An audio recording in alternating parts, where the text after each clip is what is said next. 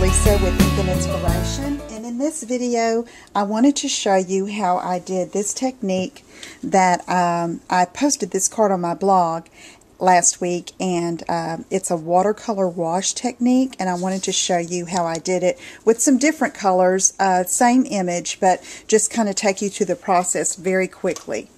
Okay, so I have a piece of watercolor paper, and I wanted the background shimmery, so what I did is I took the Champagne Mist shimmer paint and one of my aqua painters. This is like a paintbrush, and it unscrews at the top, and you put water in this little well, and you can just refill it when you need it.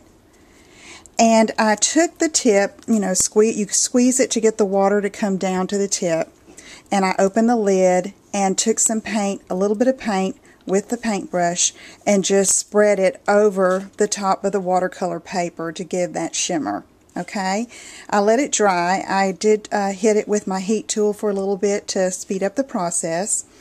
Then I took the Eiffel Tower from the Artistic Etching stamp set, and I wanted to use blues on this particular piece, so I chose Night of Navy, and I wanted it embossed. So what I did, I didn't have any craft Night of Navy embossing craft ink to emboss with, so what I did is I inked this up in Versamark, and then I put it into my Night of Navy pad and stamped it, sprinkled clear embossing powder on it, and then hit it with the heat tool. And so this image is just a little bit raised and embossed and shiny. Okay, so now I'm going to take you through the process of how I get that wash background look.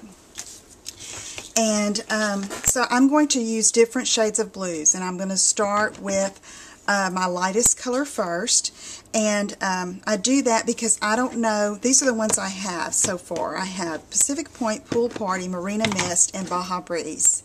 I start with the lightest and then work my way up, just because I may not need this darkest color. So I'm just going to play around with it and show you.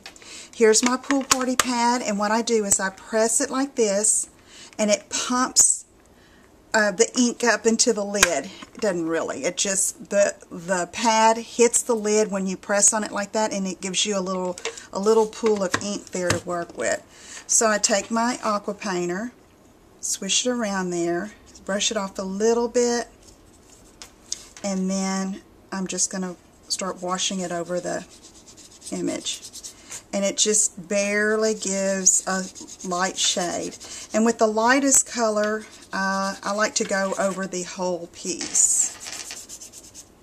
Excuse my bracelet dangling. And with this, you really don't worry about uniformity because it's just a wash, and the variation in color is what really makes it pretty, and every piece unique. If I tried to reproduce that rose and coral colored Eiffel Tower on that other card I showed you, I probably couldn't do it exactly. They all turn out different, which makes it really special. Okay, next I'm going to step up to Baja Breeze. Forgot to pump. You can see I have a little bit there. Press on the lid, and there's my little pool of ink. And you wipe off the tip. You can let the water run down and clear the color. Pick up some ink. And now I'm going to stay a little bit closer to the Eiffel Tower this time. And it's just barely a difference.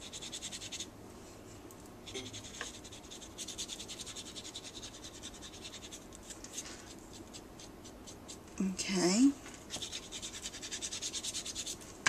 There we go. Alright, you can see how it's curling up because it's wet, but it will flatten out. Alright, next I'm going to take Marina Mist, pump the lid, there's my little pool of ink,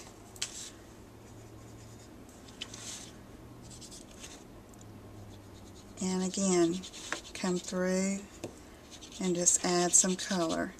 Now I'm not, no rhyme or reason here, just putting it on, okay?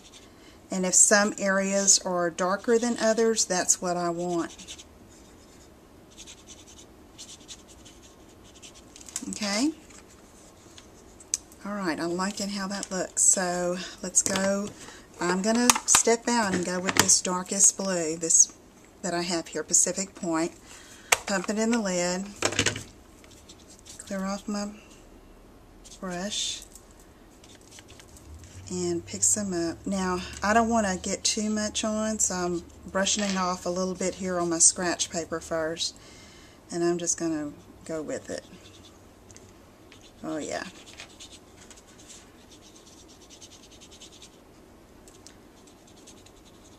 Feel like an artist when I do this. Okay. So, and if you see an area that's a little blotchy to you, you can not dip it in the ink and just go over it with the water and see how it smooths it out.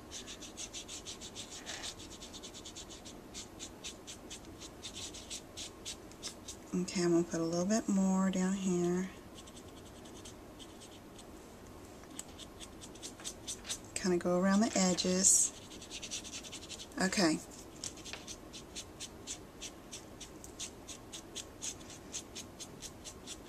Alright. Now I'm really liking how that looks. Now, I like to take a totally different color. Like on this card, I took So Saffron and went around the edges.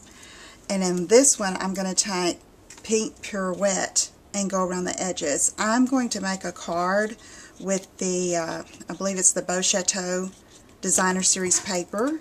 And it has a blues and this pink in it. So I'm just going to see what this does. And it's just going to kind of tie it together with the designer paper that I use. And I like to use this around the edges.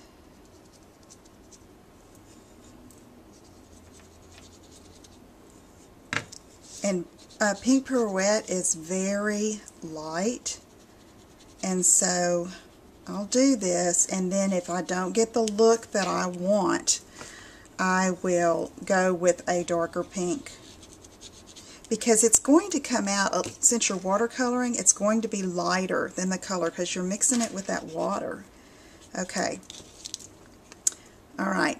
That's not really doing what I want it to do, so I'm going to go to the next step up, which is Pretty in Pink.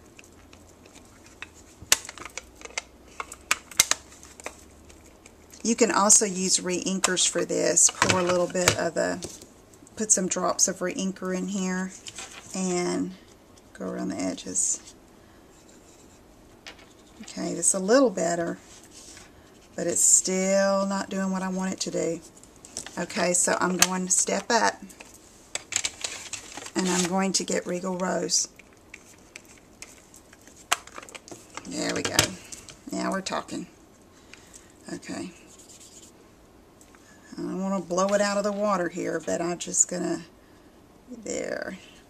I want to be able to see the pink around the edges, just barely.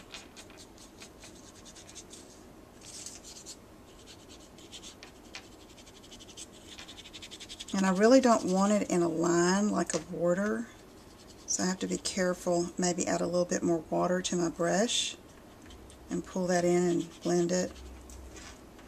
But this is more of the look I wanted.